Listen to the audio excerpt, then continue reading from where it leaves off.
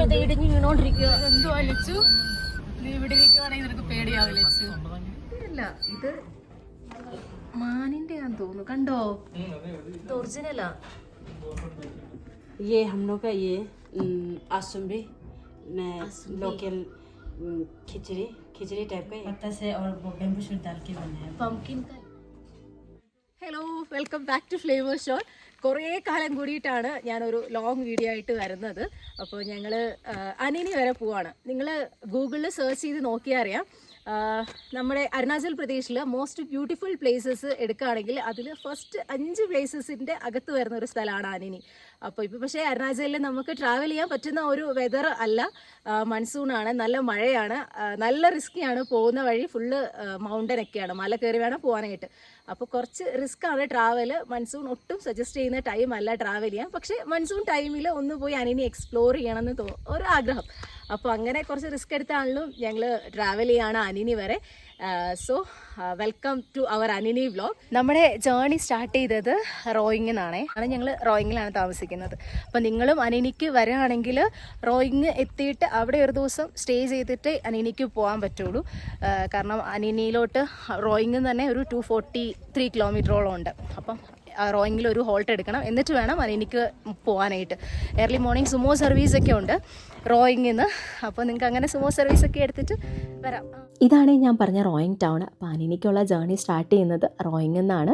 Nearest railway station റോയിങ്ങിൻ്റെ അടുത്ത് വരുന്നത് തിൻസുക്കിയ railway സ്റ്റേഷനാണ് കേട്ടോ, ന്യൂ തിൻസുക്കിയ. നിയറസ്റ്റ് എയർപോർട്ട് വരുന്നത് ദിബ്രുഘട്ടാണ്. അവിടെ വന്ന് ഇറങ്ങിക്കഴിഞ്ഞ് കഴിഞ്ഞാൽ ടാക്സി കിട്ടും, അതുപോലെ സുമോസും പിന്നെ ബസ് സർവീസും ഒക്കെ അവൈലബിൾ ആണ് കേട്ടോ റോയിങ്ങിലേക്ക് എത്താനായിട്ട്.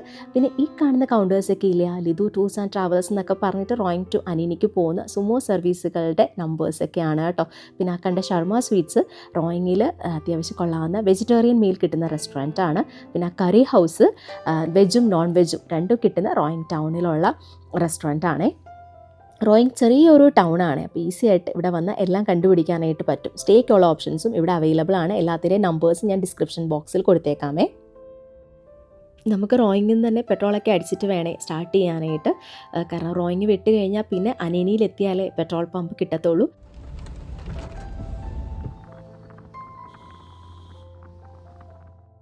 പിന്നെ ഞാൻ പറഞ്ഞില്ലല്ലോ, നമ്മുടെ ഈ ജേർണിയിൽ നമ്മുടെ കൂടെ 2 ആൾക്കാരോടെ ഉണ്ട്. ലച്ചുവിനെ നിങ്ങൾക്ക് അറിയാമായിരിക്കും, എൻ്റെ പല വീഡിയോസിലും കണ്ടിട്ട്. ലച്ചു എൻ്റെ ഇവിടെ ഫ്രണ്ടാണ് കേട്ടോ. പിന്നെ ഇത് ലച്ചുവിൻ്റെ ഹസ്ബൻഡിൻ്റെ ബ്രദറാണ് വിശാഖ്. അപ്പോൾ നമ്മൾ 3 പേരും ആയും കൂടെ ഉണ്ട്.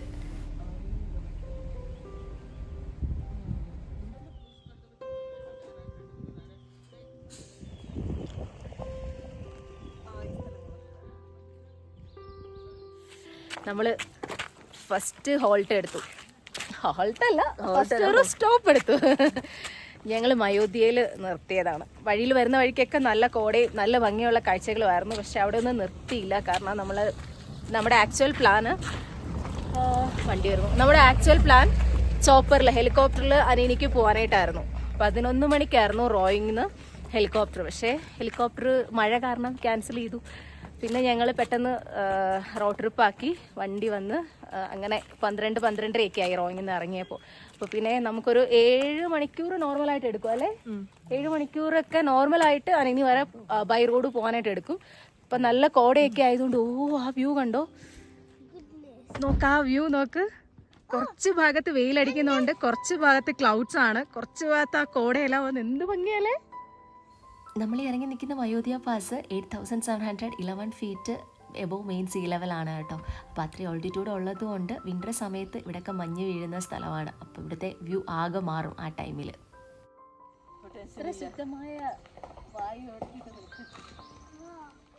എന്ത് ഭംഗിയുള്ള ഇതുപോലുള്ള ചെറിയ ചെറിയ പൂക്കളൊക്കെയാണെന്നറിയോ ഇവിടെ. നല്ല രസമുണ്ട് കാണാൻ.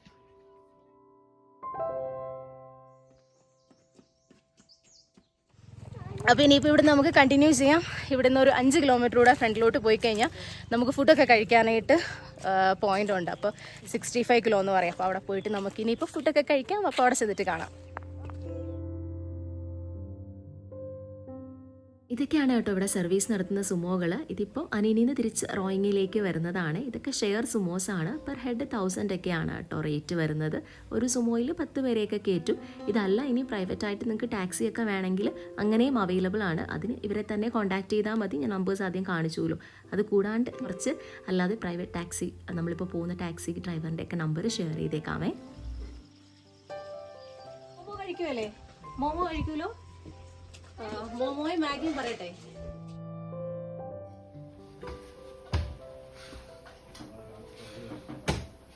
ഇവിടുത്തെ വെതർ ഉണ്ടല്ലോ ഒട്ടും പ്രെഡിക്റ്റ് ചെയ്യാൻ പറ്റില്ല. നമ്മൾ റോയിങ്ങിൽ നിന്ന് പോന്നപ്പോൾ വെയിലായിരുന്നു, പോരുന്ന വഴി മയോദിയ വരെ മഴയും കോടയൊക്കെ ആയിരുന്നു.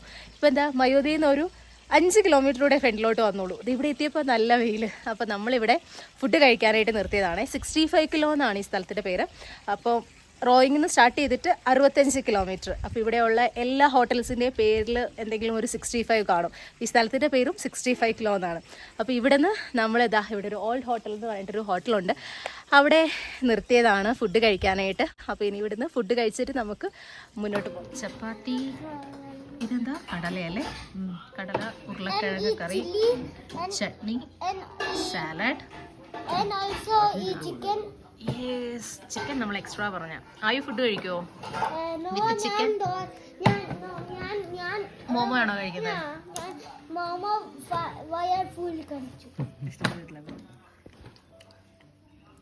കഴിച്ചു വേഗം. ഫുഡ് കഴിച്ചിട്ട് നമ്മൾ ഇറങ്ങി. ഇനി നമുക്ക് പയ്യെ മുന്നോട്ട് പോവാം. എന്നിട്ട് നല്ല നല്ല വ്യൂസ് കാണുമ്പോൾ നിർത്താം. ഇപ്പം തന്നെ സമയം എത്രയും 3:30 വെട്ടമുണ്ടെങ്കിൽ നല്ല നല്ല വ്യൂസ് കാണുമ്പോൾ നിർത്താം. അപ്പോൾ നമുക്കിനി മുന്നോട്ട് പോവാം. വാ കയറും. ഓക്കേ ചലോ. ഇവിടെ നിന്ന് അങ്ങോട്ട് മുന്നോട്ട് നമുക്ക് നല്ല റോഡുകളും മോശം റോഡുകളും ഒക്കെ ഇങ്ങനെ മിക്സായിട്ട് കിട്ടിക്കൊണ്ടിരുന്നു. എന്നാലും അധികം മോശം റോഡുകളൊന്നും ആയിരുന്നില്ല. പിന്നെ സിംഗിൾ റോഡുകളായിരുന്നു. അപ്പോൾ ഓപ്പോസിറ്റ് വണ്ടി വന്നാൽ ആരെങ്കിലും ഒരാൾ നിർത്തിയാലേ നമുക്ക് പോകാൻ പറ്റുന്നുണ്ടായിരുന്നുള്ളൂ. അതുകൊണ്ട് മെല്ലെ നമുക്ക് മുന്നോട്ട് പോകാനായിട്ട് പറ്റിയിട്ടുണ്ടായിരുന്നുള്ളൂ. പിന്നെ ഞാൻ ജിയോളജിയാണ് കേട്ടോ പഠിച്ചത്. അപ്പോൾ ഇവിടെ ഇങ്ങനെ ജിയോളജിക്കലായിട്ട് എന്തെങ്കിലും കാണുമ്പോൾ എനിക്കിങ്ങനെ അത് വീഡിയോയിൽ പറയാനായിട്ടുള്ളൊരു പ്രവണത കൂടുതലാണ്. അപ്പോൾ നിങ്ങൾക്ക് ബോറടിക്കില്ലോ എന്ന് വിചാരിച്ചിട്ട് ഞാൻ പലതും ഒഴിവാക്കുകയാണ് കേട്ടോ. പക്ഷേ ഇതിതാ നിങ്ങൾ ആ ഫ്രണ്ടിൽ കാണുന്ന ഈ ഒരു സ്ട്രക്ചറില്ലേ, ഒരു വയർ മെഷാണ്, സ്റ്റീലിൻ്റെ വയർ മെഷിൻ്റെ അകത്ത് ഇങ്ങനെ കല്ലുകൾ നിറച്ച് വെച്ചിരിക്കുന്നതാണ്. ഇതിന് ഗാബിയോൺ വാൾസ് എന്നാണ് കേട്ടോ പറയുന്നത്. ഇതിങ്ങനെ മണ്ണിടിച്ചിലൊക്കെ ഉണ്ടാകുന്ന മലമ്പ്രദേശങ്ങളിൽ വെള്ളവും മണ്ണും കല്ലും എല്ലാം കൂടെ ഉരുണ്ട് വരുമ്പോഴത്തേക്കും ആ വെള്ളത്തിന് ഒഴുകി പോകാനായിട്ടാണ് കേട്ടോ ഇങ്ങനെ ആ വയർ മെഷിൻ്റെ അകത്ത് കല്ലുകൾ നിറച്ച് വെച്ചിരിക്കുന്നത്. നമ്മൾ വെള്ളം ഒഴുകിപ്പോയിക്കോളും, കല്ലുകളൊക്കെ ഇതിൻ്റെ ബാക്കിൽ കിടക്കുകയും ചെയ്തോളും.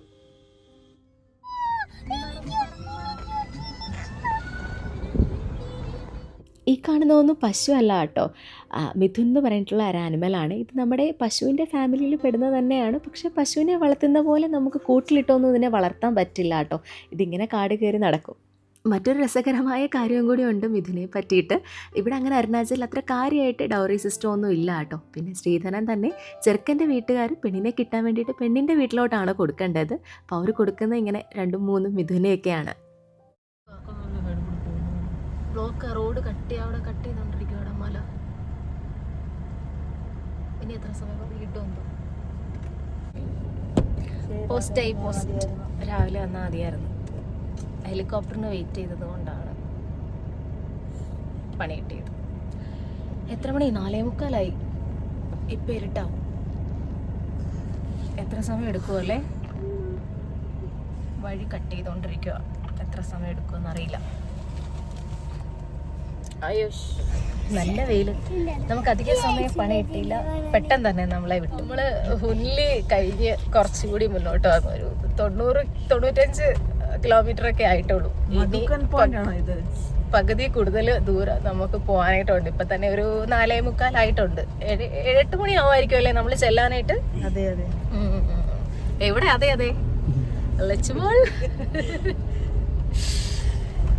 യെസ്. അപ്പം ഇനി നല്ല ഏതെങ്കിലും പോയിന്റ് വരുമ്പോൾ കാണാം. വഴിയിൽ ഫുള്ള് പണി നടന്നുകൊണ്ടിരിക്കുകയായിരുന്നു. വഴിപ്പണി നടക്കുന്നുണ്ട്. പിന്നെ മലയൊക്കെ ഇടിഞ്ഞു വീണതിൻ്റെ കുറച്ച് പോർഷൻസ് ഉണ്ട്. വഴി കുറേ ചീത്തയായിരുന്നു. ഇവിടെയൊക്കെ വഴി ചീത്തയാണ്.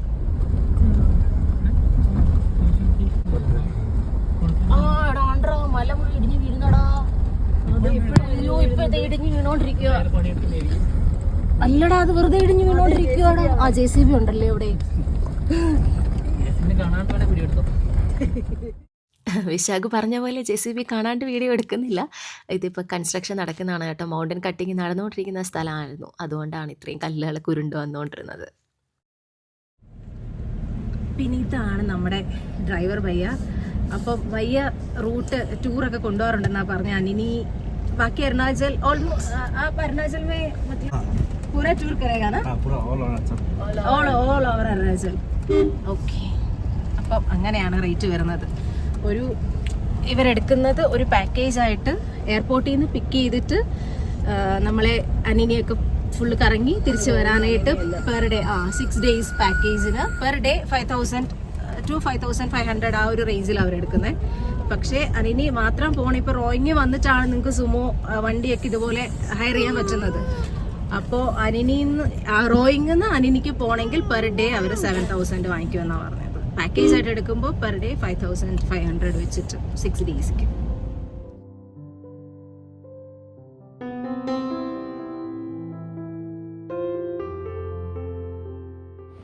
ഈ പാലത്തിൽ കൂടിയാണ് ഇപ്പം നമ്മൾ വണ്ടി കയറിക്കൊണ്ട് പോകുന്നത്. പുതിയ വണ്ടി വരുന്നുണ്ടേ.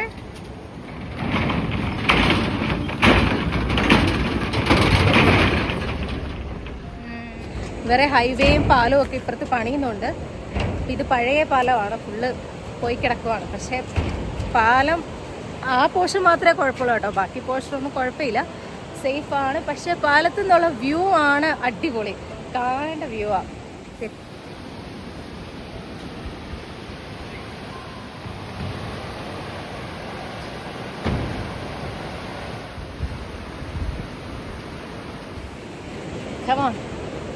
പാലപ്പൊട്ടയാണെങ്കിലും പാലത്തിൽ നിന്നുള്ള വ്യൂ നല്ലതാണ്.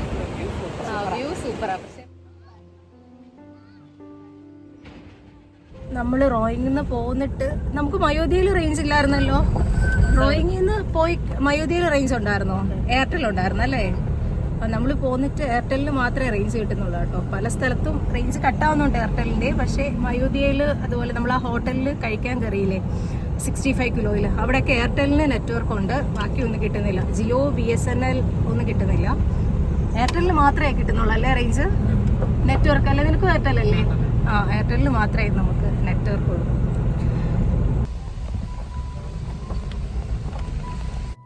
ഈ വഴിയിൽ വീണ് കിടക്കുന്ന കല്ലുകളൊക്കെ ഫ്രഷ് ആയിട്ട് വീണുകൊണ്ടിരിക്കുന്നതാണ് കേട്ടോ. നമ്മുടെ വണ്ടിയുടെ ഫ്രണ്ടിലോട്ട് എന്താ ഇപ്പോൾ ഒരെണ്ണം വീണതേ ഉള്ളൂ.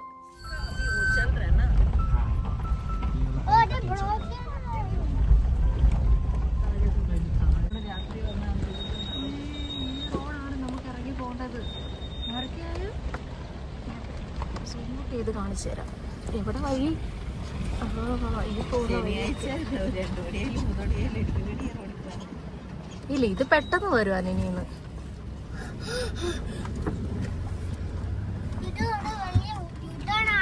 ഇത് വലിയ യൂട്ടേൺ ആണ്, ഭയങ്കര ഡിഫിക്കൽട്ട് റോഡാണ്. ए आप बोला था क्या रिस्की रोड है? इधर लिटिल सिटी ആണ് അനിനി. അനിനി ആയില്ല. ഇതൊക്കെയാണ് നമ്മൾ പോകേണ്ട വഴികൾ.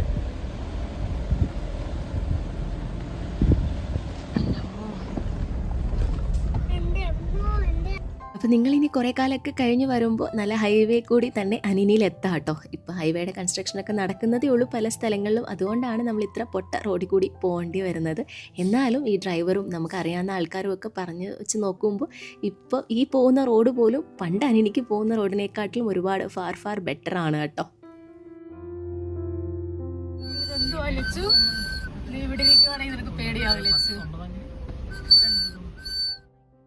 അങ്ങനെ മോശം റോഡുകളെല്ലാം കഴിഞ്ഞു. ഇനി വീതിയുള്ള നല്ല ഹൈവേ ആണ് കേട്ടോ. ഇനി ഒരു 100 കിലോമീറ്റർ കൂടെ ഉണ്ട് അനിനിക്ക്. സമയം 5:30 കഴിഞ്ഞിട്ടേ ഉള്ളൂ. പക്ഷേ ഇതാ സൂര്യൻ അസ്തമിക്കാൻ റെഡി ആയിട്ട് നിൽക്കുകയാണ്.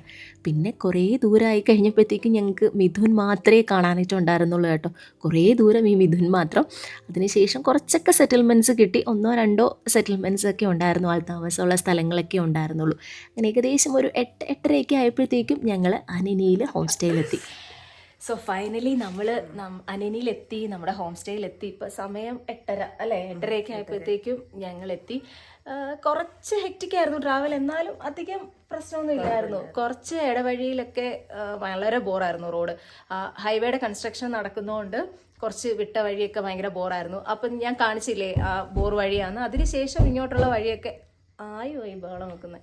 അതിനുശേഷം പിന്നെ നമുക്ക് നല്ല റോഡ് കിട്ടി, 2 ടൗൺഷിപ്പ് കിട്ടി അല്ലേ, 2 ഇറ്റാലിയനും പിന്നെ അതിനുശേഷം ഒരു ടൗൺഷിപ്പ് കൂടെ ഉണ്ടായിരുന്നു.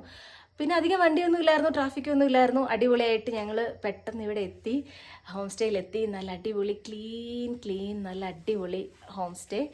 ഞാൻ നാളെ രാവിലെ ലൈറ്റൊക്കെ വന്നിട്ട് ഹോം സ്റ്റേയുടെ വിഷ്വൽസൊക്കെ എടുത്ത് ഇടാം നിങ്ങൾക്ക് വേണ്ടിയിട്ട്. പിന്നെ ഹോം സ്റ്റേയുടെ ബാക്കി ഡീറ്റെയിൽസും എല്ലാം ഞാൻ ഡിസ്ക്രിപ്ഷനിൽ കൊടുക്കും. അപ്പം നല്ല ഹോസ്റ്റാണ്.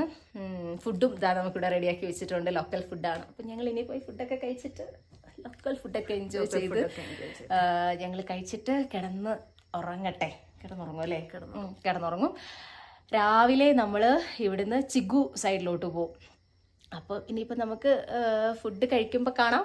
ഫുഡ് കഴിച്ചിട്ട് ഫ്രഷ് ആവാം. കാരണം നമ്മൾ ലേറ്റായി, ഇവർക്കും കിടന്നുറങ്ങണമല്ലോ. നോർത്ത് ഈസ്റ്റിലെ ആൾക്കാർ പൊതുവേ പെട്ടെന്ന് കിടന്നുറങ്ങുന്നവരാ, അവർ നേരത്തെ കിടന്നുറങ്ങും, രാവിലെ നേരത്തെ എണീക്കുന്നവരാ. അപ്പം പിന്നെ നമ്മൾ അവരെ ശല്യം ചെയ്യേണ്ട, നമുക്ക് വേഗം പോയി ഫുഡ് കഴിക്കാം. ഫുഡ് കഴിച്ചിട്ട് വെട്ടം പോകുന്നു, കുളിച്ചിട്ട് കിടന്നുറങ്ങാം. അപ്പം നമുക്ക് ഇനി ഫുഡ് കഴിക്കുമ്പോൾ കാണാം. क्या बनाया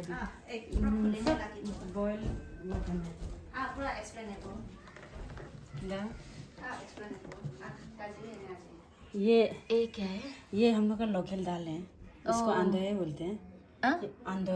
अंदोए जी, लोकल दाल है हम लोग का। ये सिंपल ऐसे ही बना दिया है। हाँ लोकल दाल का मतलब बॉईल, जस्ट जस्ट बॉईल बना दिया। अंदोए जी। सिर्फ इधर में ही मिलता है क्या ये वाला दाल? ये बाहर भी कहीं भी मिलता होगा, पर इतना आइडिया नहीं, मिलने से पहाड़ी जगह में मिलने से मिल सकेगा। और ये हम लोग का ये आसुम्बी लोकल खिचड़ी टाइप का है, पर हम लोग का ये लोकल सब्जी है। ओके, सब्जी हाँ, लोकल सब्जी हर ओकेजन में हम लोग को असुम्बी हाँ।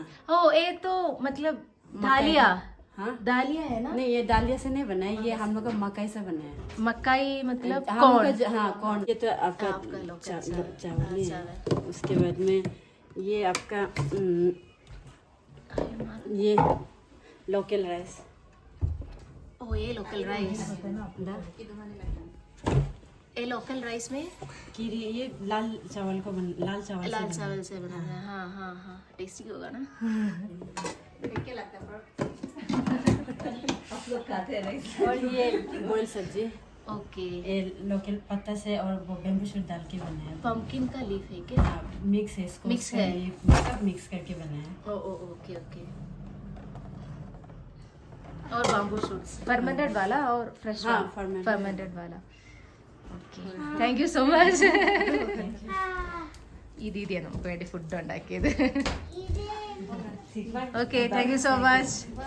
ഈ ദീദിമാരെ എല്ലാവരും കൂടിയാണ് നമുക്കിന്ന് ഫുഡ് ഉണ്ടാക്കി തന്നത്. സ്റ്റേയിൽ വന്നപ്പോൾ ഈ സാധനം കാണുക, കേരള പുള്ളിക്കാരൻ വന്നായിരുന്നല്ലോ അവിടെ, ഇവിടുത്തെ ഹോസ്റ്റോ. ഓക്കെ, അപ്പോൾ അവർ കേരളത്തിൽ വന്നിട്ട് മേടിച്ചോണ്ട് വന്നു.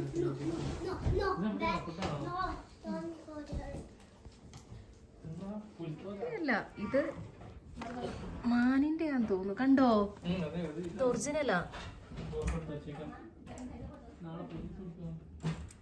അതെ, നമ്മളിവിടെ എത്തിയപ്പോൾ എന്താ ഹോം സ്റ്റേയിൽ നമുക്ക് ഫുഡൊക്കെ റെഡിയാക്കി വെച്ചിട്ടുണ്ടായിരുന്നു, ലോക്കൽ ഫുഡൊക്കെ. അപ്പോൾ അതിരുന്ന് കഴിക്കാനായിട്ടുള്ള സ്ഥലം നോക്കിയപ്പോഴാണ് നമുക്ക് ഇരിക്കാൻ തന്നിരിക്കുന്ന സാധനം കുറച്ച് വെറൈറ്റി ആയിട്ടുള്ള ഐറ്റംസ് ആണ് കേട്ടോ.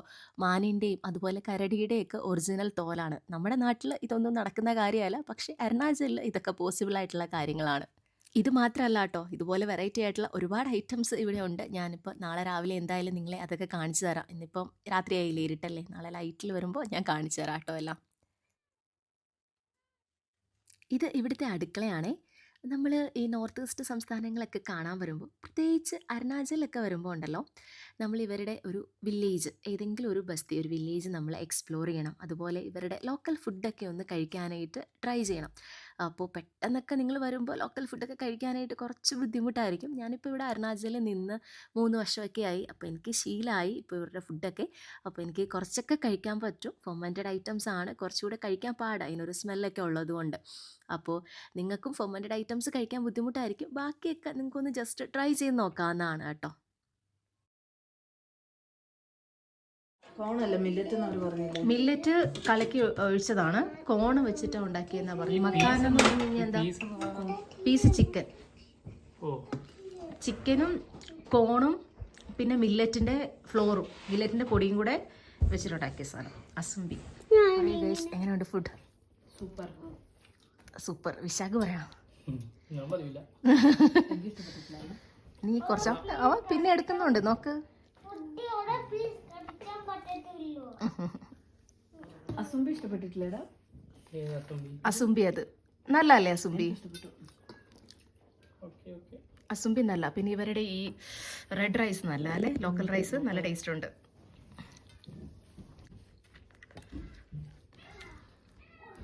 ഞങ്ങൾ ഡിന്നറൊക്കെ കഴിച്ചു. ഇനിയിപ്പോൾ ഒന്ന് കുളിക്കണം, കുളിച്ചിട്ട് കിടന്നുറങ്ങണം. അപ്പം ശരി, നമുക്ക് നാളെ മോർണിംഗ് കാണാം. Good night.